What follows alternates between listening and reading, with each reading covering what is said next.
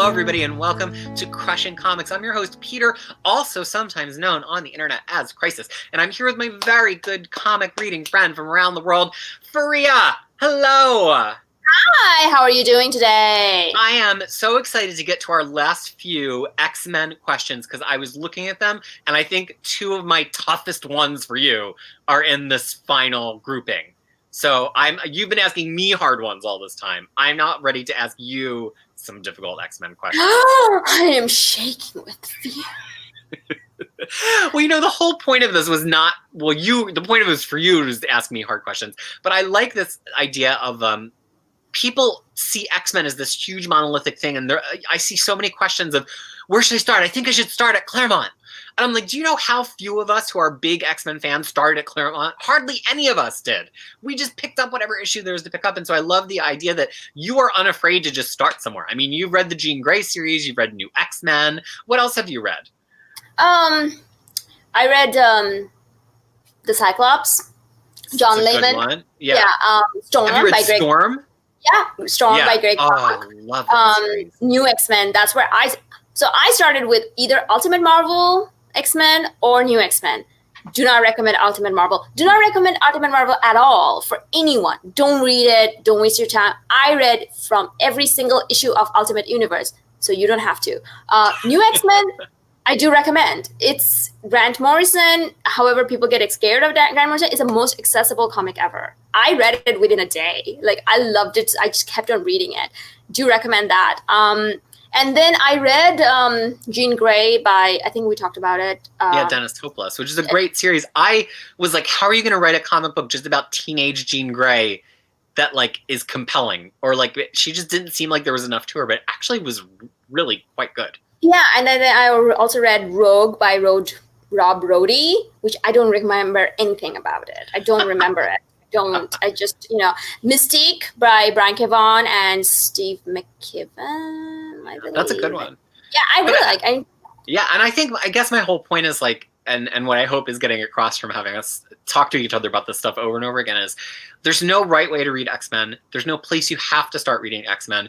People have been reading X-Men forever, have the same kinds of questions and misunderstandings as somebody who's reading X-Men on day one. And the whole point of it is that there's so much fun stuff. There's so much thematic material to dig into and talk about that you could do a series like this endlessly with no end, an ongoing series of questions, because there's just so much to know and so much to talk about. Right, and then I also want to mention that one of my first ever event after Ultimate Marvel, the first one, X616 comic was Avengers vs. X-Men. That's why I read that, and I completely understood that because I watch the movies and stuff, so I knew some shit, and I'm like, oh, this is what it means. Carry on, sir. And then House of M is one of my favorites. So, but have you ever read Joss Whedon's Astonishing X-Men? I did not, but it is right here. Oh wow, you have the coveted first print of the omnibus that is getting reprinted finally. Yeah, I do, and I actually won it for $61, I believe, on eBay. So that might be less than I paid for it, even back in the day when they were readily available. Right. Oh, and I also read Jason Aaron's Wolverine. I do recommend that, and also Uncanny X-Force. Do recommend all of that. Oh, did you read Uncanny X-Force? Oh my gosh, I want to have a whole separate video. That's one of my favorites. It's one of my top 5 X-Men. Oh my god, I can talk about Uncanny X-Force. I'm one of the people who got the omnibus, actually read it. And it was gifted to me. And it's not just on your shelf. I don't know if I've read it in the omnibus because I read it as it was coming out. No, I have. I've read it in the omnibus. There's not a lot of X-Men that I will sit down and reread because I feel like there's just so much of it. But Uncanny X-Force is one. But here's the whole point. You've actually read more X-Men than a lot of people who say they're a casual X-Men fan, and you jumped in all over the damn place. You're not following any kind of chronological read. Oh, no. You can't put me on a chronological read order. I don't do very well with that. I'm one of those people. She's got to be free. Yeah, I have to be free. I have to be free to roam around and explore things. And if something doesn't make sense, most of the time it's they explain it or they don't, which means it's not important. You move on. And the internet knows it all anyway. I appreciate that some people are like, okay, I know I like this thing now. How far back should I go? Or like, what is the first volume? Those are hard questions. But I just think you just pick up whatever issue looks interesting and you try it. And then if you have to go backwards from there, you go backwards from there. So one tiny tidbit before we move on to the actual last 6 questions we have. Yeah. One time I was in a local comic book store and this kid came over there and he was looking for Golden Age Spider-Man. And he was a kid. He was only like 8. Golden Age Spider-Man. Golden Age? But that doesn't exactly exist. Exactly. Because, he was not satisfied with, like, that Silver Age Spider-Man, like 1963. He wanted to go deeper, earlier. He wanted to go deeper. He's like, no, where is the start? And then the guy's like, son, this is the start. There is no further. And they say, oh, I want the flop, like Amazing Spider-Man, like, Amazing Fantasy. And the guy's like, do you have $10 million on you? Like, he was looking for that floppy. Like, he was looking for that. Well, bless him. He was an 8-year-old. He doesn't understand. I know, but that's what I'm saying. I'm like, oh my God, this is going to grow up to be one of those like annoying X-Men fan. So I have to now tell my version of that anecdote. So I remember going to comic conventions probably in 1992, and Wizard World, which Wizard magazine was based around Philadelphia, New Jersey, and they even at that point threw a pretty big convention. I remember it was in the Adams, maybe it wasn't Wizard World, it was at the Adams Mark Hotel on City Line Avenue, and there was an X-Men 1 there. At the time, it was not that rare. Like X-Men 1, even after all the speculation boom and Chris Claremont and Jim Lee, you could still get like a decent quality X-Men 1 for less than $10,000. Like that was a thing that could have happened. And I remember there was one that was really beat up and it had a chunk out of it and it was like $2,200. And I was like, Dad, come on. And he's like, like nobody's ever spent that much on anything for you in your life other than your braces. But and I was like, but it's X-Men 1, please. And like, of course now it's like 10, 20, 30 times that. And I just always think back to like actually seeing it and being like, I'm so close. But then the rest of that story is that my uncle had these boxes of comics from when he was a kid and he was a Silver Age collector. And he was like, oh, you know all this stuff about comics. Can you like make me a list of these so I can sell them? Even as a teenager, before I had a computer, I was like a human spreadsheet. And so he had a lot of Sergeant Fury and the Howling Commandos, which was really cool. And I remember asking him, oh, did you ever read X-Men? Being self-interested as teenagers are. And he goes, oh yeah, I had an X-Men #1 and I traded it for those Sergeant Fury comics. I was like,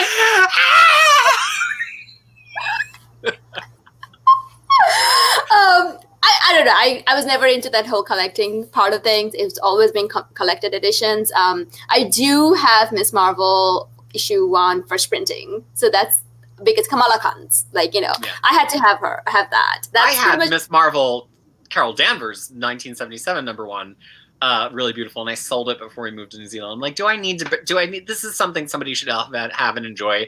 And so I did let go of a couple things like that before. Right. But let's get to the questions. Right. It's a whole other philosophical discussion. All right. Oh boy. We'll put we'll have an easy question sandwich on my side. I'll start with a start one.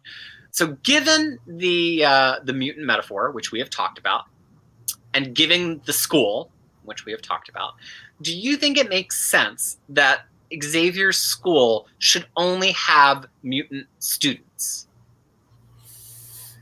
Or whatever version of the school, Jean Grey, whatever they're calling it at that given Right. They go gone through different names, and depending on who's in charge, they get to name one or the other. So it kind of brings up a question of like, is it segregation or not? Because I do think yes, but only because they're always portrayed as someone who needs to be coddled, someone who needs to be taught in order to fight back against fear and evil. Like, this is something that we've been talking about. If they stopped doing that, if they stopped treating them as metaphor all the time, then I would say it would be nice to see human and mutant working together. But then it kind of becomes the question, like, okay, what are the humans doing in the danger room session? Well, I mean, there's real world examples of, you ask like, why are there still all girls schools when all boys schools have gone so much out of vogue as being something sexist? But it's actually shown that girls do academically incredibly well in an all girls setting. For many, many reasons and even if you let a few boys in, it immediately like will change the dynamic. And there's been real studies on this. And so even though I think there's like a segregation and isolationist aspect to it always being mutant students, and it hasn't always been. There have been times there have been non-mutant students. I do think there's this idea of like, well, maybe the mutants need to only be around other mutants for a while in order to learn how to flourish and have the kind of self-confidence and self-love that they really need. I don't know. It's a really interesting question. So let me tell you, as someone who went to all-girls school. Yeah. How did you feel about that? I hated it. Like, it really? was. So here's the thing. It tells you you're only smart as long as you're fighting with, like, as long as you're competing with girls. You're not smart with boys. That's what we were taught. That's my same fear of it for my daughter. I'm like, I get that there's no boys there to be like the awful assholes that boys of all ages are, but does that send you a message that you can only compete in this smaller arena? I don't know. And I mean, it's interesting to hear that from you. No, yeah, I mean, that's exactly what it taught us. That's exactly what, like, you're gaining an MRS degree, which is Mrs. degree. That's what I call it. You're only smart when you're competing with other girls. You're not smarter than boys. Like, that's why you get to be in your own. And the thing is, there is certain us versus them. You absolutely need to know that the boys are assholes. You don't want to go to your 20s and then find out. I'm telling you. Like, you have no natural defenses. Yeah, because the thing is, like, you need to know. And I hate the idea of us versus them. Like, you need to understand each other and stuff like that. A lot of the things until I went to college, I never actually interacted with boys on that level. So imagine the hurdle and learning and stuff. So it got personal, but that's what our show is about. But the thing is, like, I think that's the problem though, because if you're going to be treating them as mutant, as metaphor, is that segregation? But at the same time, if the fact that they're actually learning to be controlling their powers and stuff, introducing human to that are becoming like collateral damage. Well, I think there's plenty of superpowered kids in the Marvel universe that could split the difference here. And there was a brief period where Avengers Academy actually had some X-Men characters in it and some mutant characters. And it I just had this moment of like, yes, like why are we making all of these franchises compete with each other with their kid books?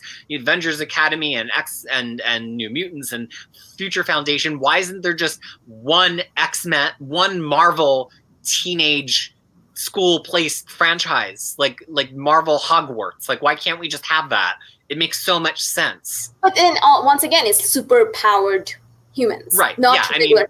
So it's. But I mean, from the mutants' perspective, there's a lot different between some kid who's an alien and a mutant, or some kid who's been irradiated and bitten by a spider and a mutant, because there's different prejudices at play, and I still think that would still be valuable. Hang on. Let me show you this book. Please don't. It's my kryptonite. I'm melting. In this book, alien children. There's alien child in it. Bruce, that is what made me think of this question. Like, there's an alien child in it. Then there's 2 alien children in it who are and people are like, you guys are not mutant. What are you doing here? They're like, too bad. We're gonna be here. Like, yes. So it has been discussed and it has been talked about. That's actually, I think, my favorite thing about that run. Because you know what? I think having Brew and Kid Gladiator there creates the most interesting situations that they get into. And also Kid Apocalypse. He's not a mutant. Oh, yeah. Is he? Well, Apocalypse is a mutant, and he's a clone of Apocalypse. Yeah, that's true. You read Uncanny X-Force. Yeah, that's true. Yeah. Now, if there was a Kid Sinister, technically in X-Men continuity, as of this moment, Mr. Sinister is not a mutant. Ooh, there you go. Okay. But anyway, yeah. So that's what I'm saying. Like, it depends on how you want to look at it. Yeah. Cool. All right. So my question is it my turn to ask a question? Yes, absolutely. Okay. Your turn. All right. Let's see which question I didn't ask you. So this is probably I think, like, because we kind of thought of these questions before and we were not sure how the conversation is going to go. Maybe we have already talked about this. What is the deal with evil mutants of Brotherhood, or Brotherhood of Evil Mutants? What's up with them? What's their deal? Why do you think they still need to exist anymore? Do they exist anymore? I think it's interesting that they had the word evil in the title at all. Like, Because if you look at what Magneto's doing, even in the Silver Age issue, and I say a lot of people like to skip Silver Age X-Men because they're like, it's slow, I don't like Silver Age, and some of them weren't good, let's be honest. But I really do think it's worth reading the first 5 to 7 issues of Silver Age X-Men because it just introduces so much stuff. Like, it introduces Quicksilver and Scarlet Witch, and it has Namor. It's got so much stuff in it, but it also lets you understand how that started. And I think it was partially just like a Silver Age branding of like, of course they were the evil mutants, they were fighting the good guys. Would we call it the evil mutants today? Maybe not. And maybe that's why we start just seeing them being called the Brotherhood as time goes on. But Magneto hasn't always just been the single fixed figure at the head of the Brotherhood of Evil Mutants, because Mystique is the leader of it, totally not in association with Magneto whatsoever for a long period of time after she's introduced to the X-Men comics in X-Men 141. And actually, this is fascinating, at a point, all of the men get captured, and it's down to just her, Destiny, and Rogue, and they start calling themselves the Sisterhood of Mutants, but not in X-Men. It's in like Dazzler and Rom, because I think that they were thinking about just making them like Dazzler bad guys for a while, and they're like, let's just call them the Sisterhood. I had never read, I mean, I love Dazzler, but I had never just sat down and read all of Dazzler's title, and the first time they did that, I was like, oh, yes, this is awesome, there's a Sisterhood of Mutants, like, why didn't this stick? But then when they came back to the X-Men, they called them the Brotherhood again. So I think that it's just like a legacy thing where evil was just in the name, but their aim is not evil. Like, even if you look at what Mystique was doing when they were evil, she was doing things to protect the mutant race in a different way than the X-Men were.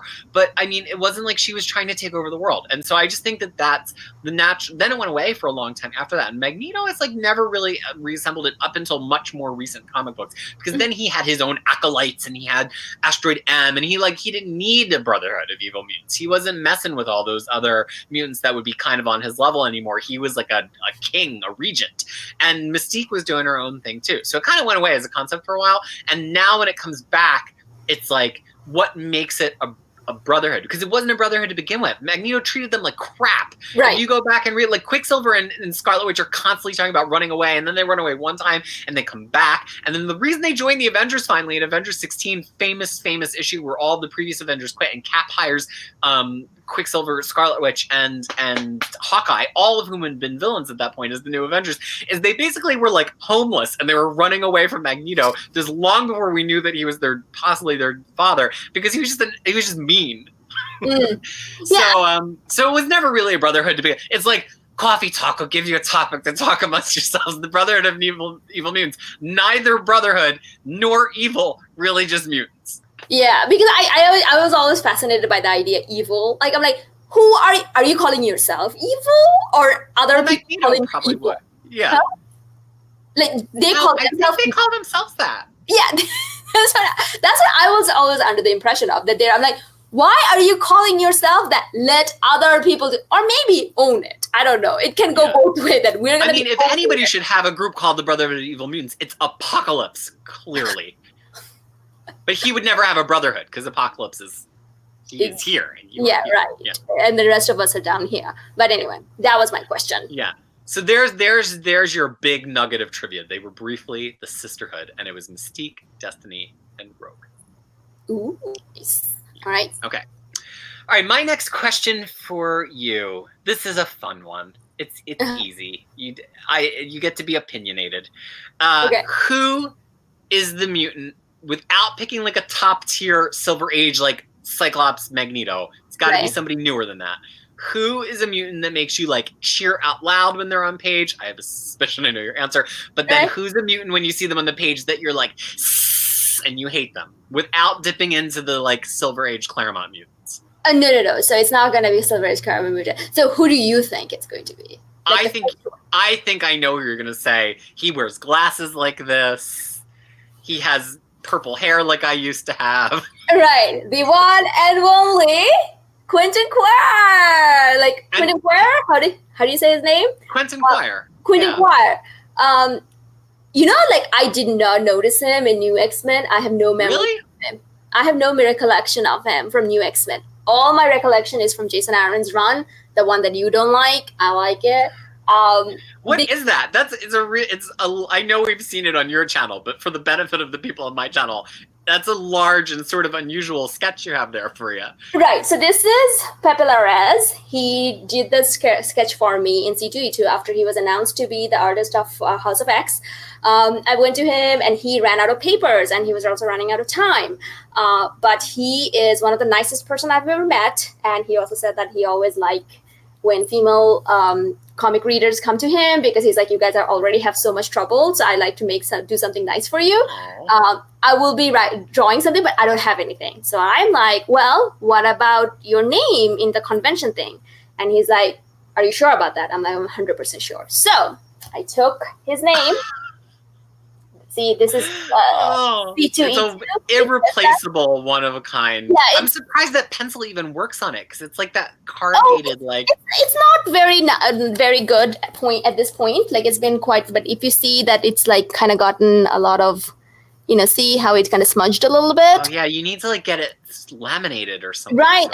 So I got that and yeah. So Quentin. Yeah, I told him like Quentin Quire, and then I also got it signed by Jason Aaron. He knew my name at this point. He's like, hi, Priya. How are you? So who's the opposite? So actually, before we move on, what is it about Quentin? Like, what about him being on panel makes you so excited? Because people have a lot of strong opinions about him. Because he's such a troublemaker. You want to choke him. You want to choke him at every single point. But then he also stands up for people when it needs to. He stands up for a Kid Apocalypse. He stands up for iBoy at one point. And then he has all those fancy shirts. I love his shirts. When is he making them? Like one of them is like, and he has like this awesome power. He's so powerful. Hardly ever uses it, like for good or for bad. Like, he uses it for starting the schism, like, that. But he's like, I want to do this because, I think he read Claramont's X-Men and found out what Magneto was up to. And he's like, I'm going to do this. And then he's like, settle down. And then he would just settle down. At one point, they go to Savage Land. For like, in that run you don't like, as a field trip. And his shirt said, I love SL. Like, I love NY. He has, I love SL. I'm like, where did you have that shirt? It's become the best running gag. And there's so many good. I just read a great comic with a great shirt from him.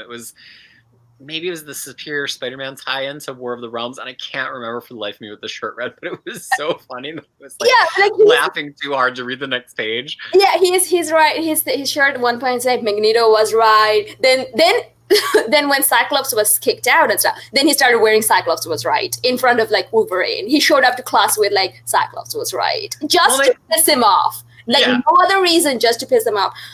I just love it. I'm like, oh my God, I don't know if I want to adopt him. Like, I'm like, I actually want to adopt him. Yeah. I actually showed that through Jason Aaron. I'm like, I want to adopt him. He's like, he's a bit of a troublemaker. He's a troubled youth. Yeah. He's a troublemaker. And I'm like, hey, look, I stole this. And he's like, oh, you were a troublemaker too. So yeah, Quentin Quire. Now, from the other perspective, as excited as you get from him, who just makes you like seethe with frustration when they show up? Beak. Beak is like the leader of them.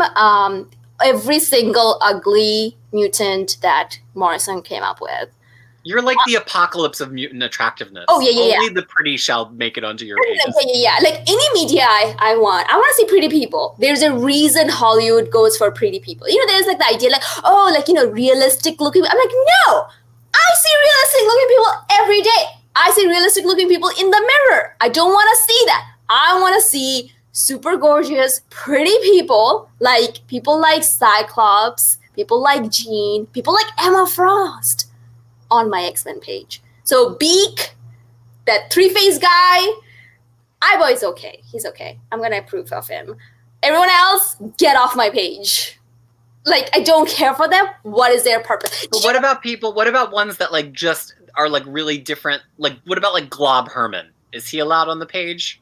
I don't know. What does he look like? He's like that big pig. He's like made of paraffin or like something. He's just pink, and he has the little floating eyeballs. I mean, he was God, no, he's not allowed. No, he's okay because he's kind of nice. You know, Beak has not shown me whether he's nice or not. Because there's a panel in X-Men, New X-Men, if you have seen it, like where Beak tries to kiss this other lady, and he was like, like no, I'm not having it. Well, if you had a bird beak and you wanted to make out with somebody, how do birds kiss? It brings up, these are the questions. Like, My next question for you is, how do birds kiss? Like, I don't know. I don't care. Don't do that. Or you know what? Now I'm changing my mind.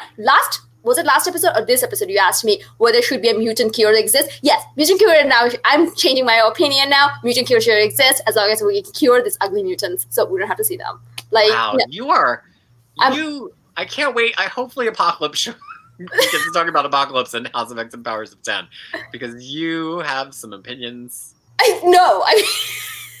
What is up with that? No, but the thing is that the Blob you're talking about, he's okay. He's actually kind of cool. The internet is in love with him. When I asked Twitter for questions to ask you, one of the most favorited questions was like, ask her what she thinks about Glob, or like show her this page of Glob and ask her why it's the best page ever. Like people love him. Okay, so I have like two really massive one left. For this one, you may want to bring up House of X 1. We're not going to be talking about any spoilers. We cannot spoil. I promise. No, it's not going to be a spoiler. But I have committed to memory already. It's fine. You've committed to memory. So Hickman identifies 14 mutants to be Omega level. Like he redefines the meaning of Omega level, and he says that, okay, in my universe, there's going to be only 14 mutants. In a battle royale, which one of the 14 mutants will be the last person standing? I think you have to go with one of the reality warping mutants because, here's the thing. When you talk about Omega level, especially how Hickman has tweaked the definition, I think it's so smart. He has made it really specific, and this is not new to him, but he's really put a point on it, that it's a power that has no quantifiable upper limit. It's not enough, and it can't be duplicated by somebody else, even if you do have an upper limit. So the idea is, like, if there's a person whose power has, like Archangel, right? He's got wings. They're the best wings. But like, what is but plenty of other people have wings. People can make mechanical wings. Birds have wings. That's like, human can exceed that with additional technology. Right. So he can't be Omega level. Right. Because he can't be something that has no compare. So when you get into, so Storm's Omega level, but that's Omega level from like a system standpoint. Like she can control the weather of whole worlds and has, right? But if you're talking about like a battle royale between all of them and like who's going to come out on top, I think you have to look at the people who can change the nature of like thoughts and change the nature of molecules and change the nature of realities. And then we just get into who's quick on the trigger, right? So there's the people who can change thought, right? And so it's like, could one of them who's an Omega level telepath shut down everybody else before they could be affected? So that's like one place that you have to go. Then you have the telekinesis people. At a point when Phoenix was augmenting Jean's telekinetics back in the Phoenix era, she had such a fine control over the molecular composition of things that she could change her clothes just by rearranging the molecules, which is a really complex thing. So at the point that you can rearrange the molecules of clothes, could you just make somebody float away like dust, like Thanos snap style? Maybe. And then you have the reality controller. So at the point that you control reality, even though you can't directly cyclically attack anybody, you probably can do the equivalent of what the telekinetics can do.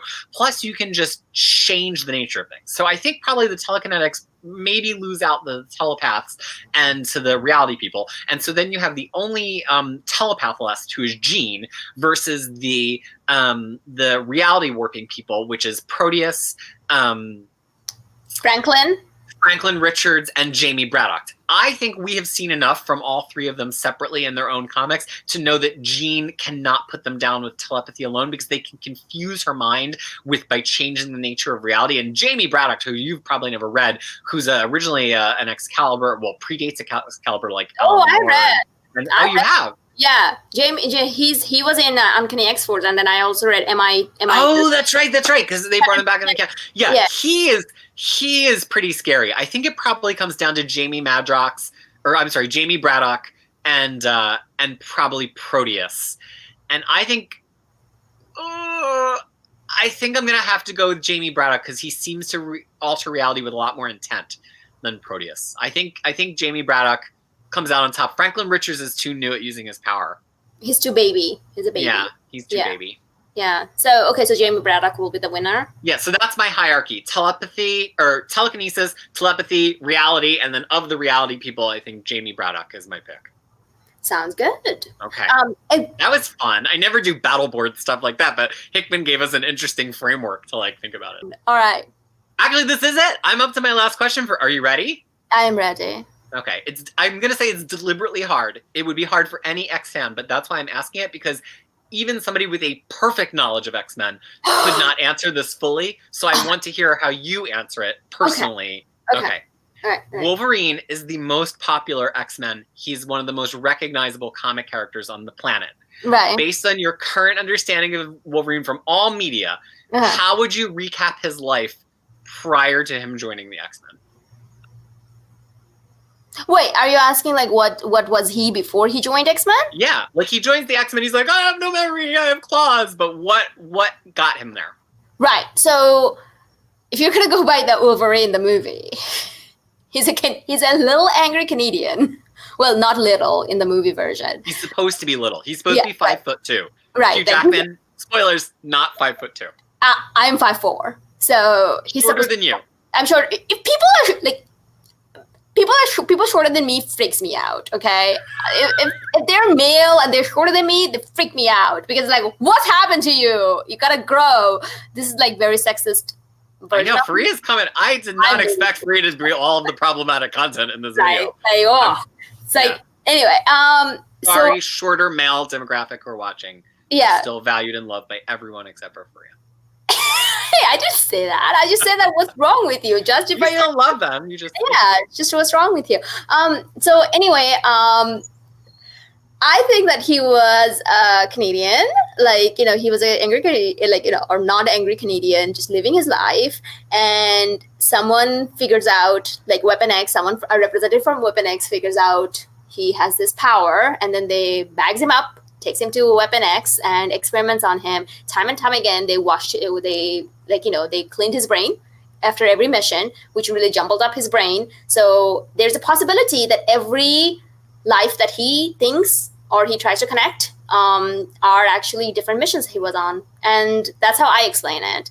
And at some point he was in Japan, there was a kid involved, or there was girlfriend. There's a lot of kids involved if you've read Jason Aaron's Wolverine. There's a lot of kids involved. And so at some point he probably have went to Japan, and then every time he comes back, Weapon X, or every time Weapon X captured him, they keep on mind wiping him. So he got all messed up, and then he joined, he was found by the X-Men. That's how old would you say he is? Oh, I would say, so the idea that he thinks that he's from the modern world, I don't think so. I think he's pretty much late 1800s. I think he was born in late 1800s. At least that's what I'm thinking. And then what do you think he did before Weapon X? he wasn't as angry according to you, but what was he? Was he a lumberjack? What was he? The way I would say that kind of the way he carries himself and stuff like that, I would say he was a bounty hunter. Oh. That's what I always picture him to be. He's always a bounty hunter because he can smell better, right? And I don't think that's an enhancement from Weapon X. That's just part of his power. Part of his thing. And I think he was using that in late 1800s to win, to earn his living. And he was obviously not telling people that he could do it extensively, because if people are scared of mutant now, imagine what they were doing back in the day. So I think, and there's this idea that mutants hadn't come to critical mass yet. There were mutants in the 1800s. There were mutants even before that. But it's to take the virus analogy, which is not a good analogy because of the mutant metaphor. But a virus can be existing in the world before it's reached its critical mass. The Black Plague existed before it wiped out Europe. And so it's Wolverine was a mutant. There were mutants, but there just weren't really that many mutants. And or they were not called that. Yeah, and there was no word for it. Really. Yeah, because how it's kind of bringing that people are oh my God, there's more cancer now. No, cancer is just getting identified more. It's not there are more cancer now. Humans like cell was stopped destroying itself from very long time ago. So yeah, so that's how I think. That's how I think his life. Well, it's amazing that based on the movies and filling in some stuff in between, you're really, really close to his current comic continuity. Around the same time as New X-Men came out, they released the first of those Wolverine origin books. Have you read those by Paul Jenkins? I have not, but I want to. Well, it's not my fave, but it's pretty much the thing you described. Like it's the late 1800s. He's living in this kind of like farmland. He realized, you pretty much nailed it. And I know the movies haven't said all of that explicitly, so you've kind of intuited. You know how I nailed it? From the cover, from looking at the cover. Just by seeing the cover of the book, where he's got the straw in his mouth. And just by looking at the cover. And I think a lot of that, Jason Aaron also kind of alludes to that. In the first, he does. He does alludes to that he have met Mystique 1920s, like swing, like in the 1920s. That's when he met. So he has to be late 1800s. So I'm just piecing it together. All right, I'm ready for my last. I hope it's as fun as the Omega one. That was a really fun question, but I don't know. I don't know whether it's a fun one, but it's a question I always have. It's a question and this is part of me being engineer, trying to make sense. Everything has to fit together in Marvel universe. And at this point, I've read way too many Marvel books. So having the idea of mutant in Marvel universe leads to interesting questions. Are rest of the heroes that we see get powers from catastrophic incident are also latent mutant? And those incidents are actually making their mutant power come alive. So therefore, they can survive that and become superheroes. For example, Peter Parker, he's more of a lesser kind. It's not an accident. Bruce Banner, for example, how did he survive that?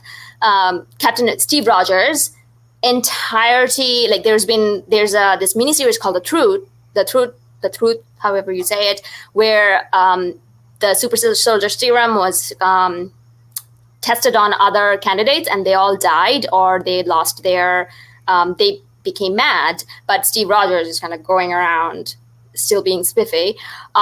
Fantastic Four, they were 4 normal people, just went out there and they're essentially mutants. How are their powers? Yeah. How are their powers? We'll get into it. I often think of them as mutants, even though and I think the fact that Franklin is a mutant is not a coincidence. No. Like why is he a mutant? Like how does mutant gene pass on? So that's kind of like my question. That what is this? Like is that what are we supposed to think? Is that something that has been talked about? Other people kind of considers that. Is that question ever been raised?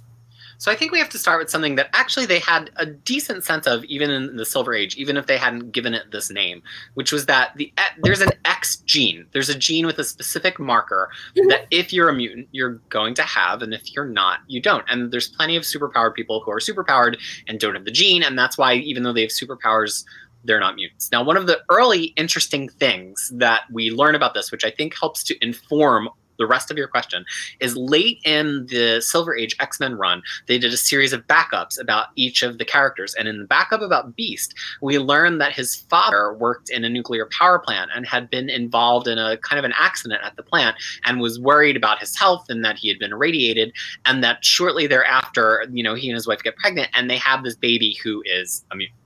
And so clearly the implication there is that if he hadn't been involved in the nuclear power plant, he wouldn't have had this baby who was a mutant. But that brings us an interesting conundrum, right? Like, were he and his wife both X gene carriers before? If you know the way the genetics work, like were they both like one of them recessive and one of them dominant, but then it could have gotten mixed and got recessive?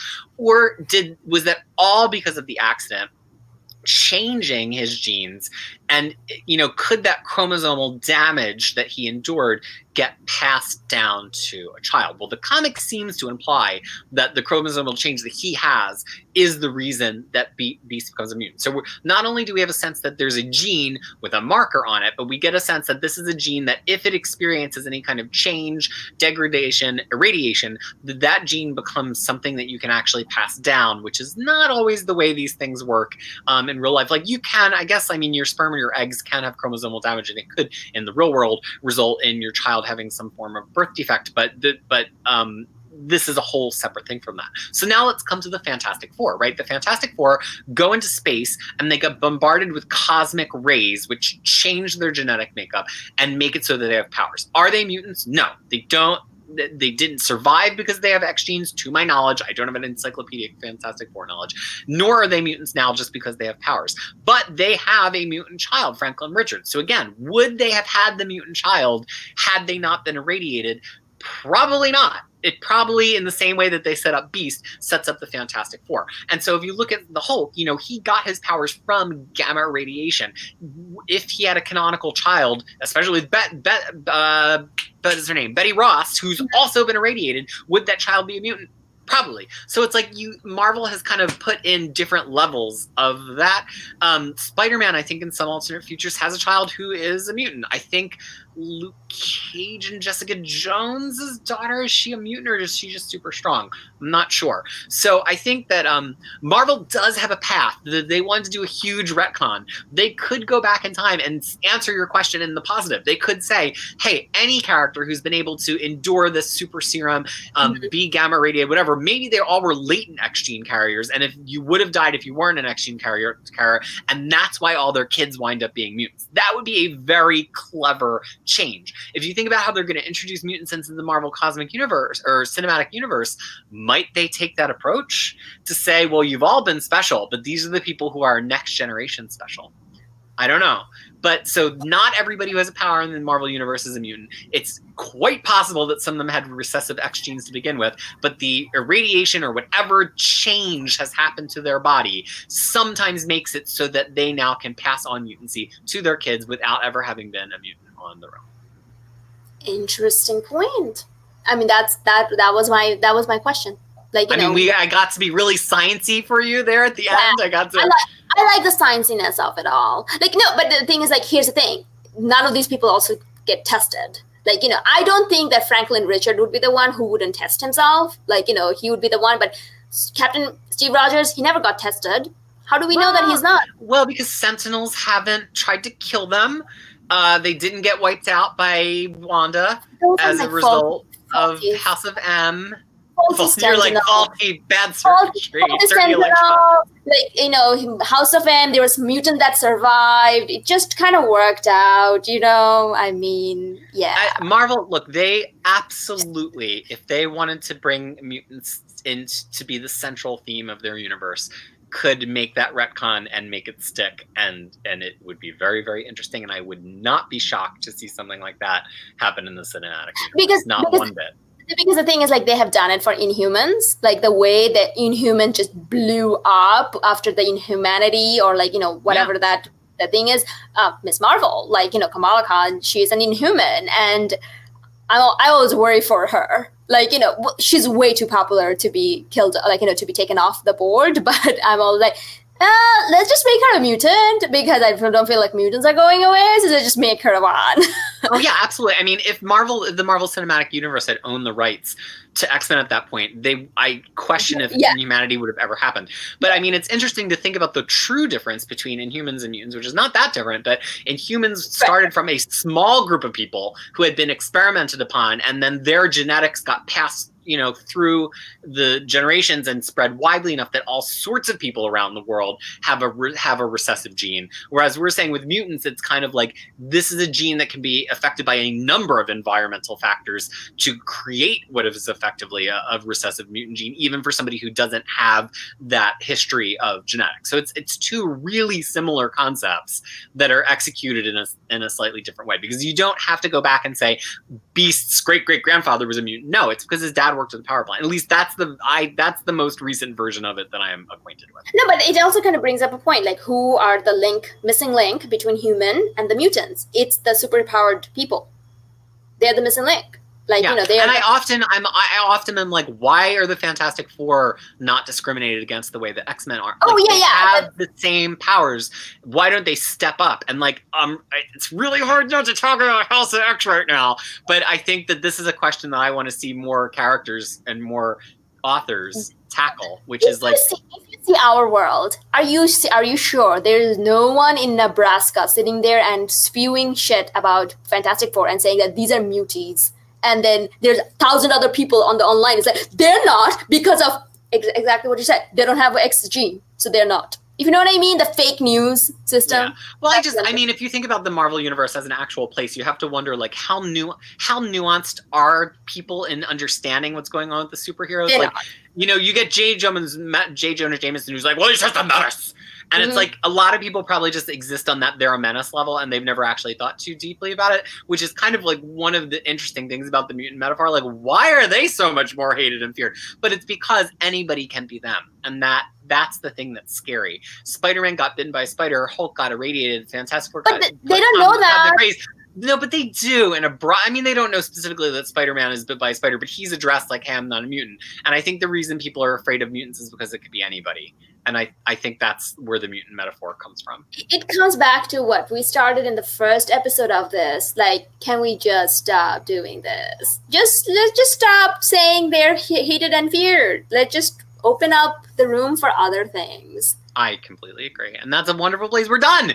We made it through 20 questions of X-Men. Oh my goodness. So look, if you thought this was interesting, but you want to hear us bring this level of inquisitiveness, not only knowledge, but inquisitiveness to bear on current X-Men comic books, you need to head to Fangirls Assemble, because Freya and a panel of her favorite X-Men experts, which so far I've been lucky to be called a part of, are dissecting Jonathan Hickman's House of X and Power of X every week to this level. Powers of 10. Well, on the cover it says Powers of X, but in the it is clearly the Powers of 10, yes.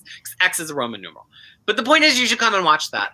And if you're watching this video, that means there's a new video there too. So head directly from here to there and continue getting your fix. Freya, thank you so much for this multi-week, multi-part documentary series that you've taken part of here on my channel. Oh, yeah. Thank you so much for having me. And the thing is, like, once the Hoxbox is done, there may be something, some kind of other partnership that we don't know. You never know. Yeah, if you enjoy seeing Freya here in her fangirl capacity, maybe you should tell us below. We always said we might read some Sandman. That never happened.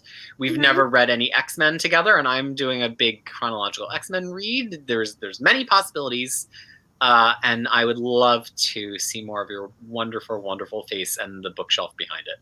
Oh, yeah. And we have to also talk about the bookshelf. That's we haven't even gotten into. I have to pack all of this again. Oh my god! Okay. I cannot believe it. But fun. Anyway, it means there's going to be season 2 of the unwrapping. Okay, so any final thoughts on X-Men? Not as much of a newbie as I maybe thought you were, is what I'm learning from these 20 questions. Hey, listen, maybe I was lying all this time. Maybe she's been a mutant this whole time, and I was like so scared about being feared and hated. But no, and I'm really enjoying Hoxbox. Like, you know, we are.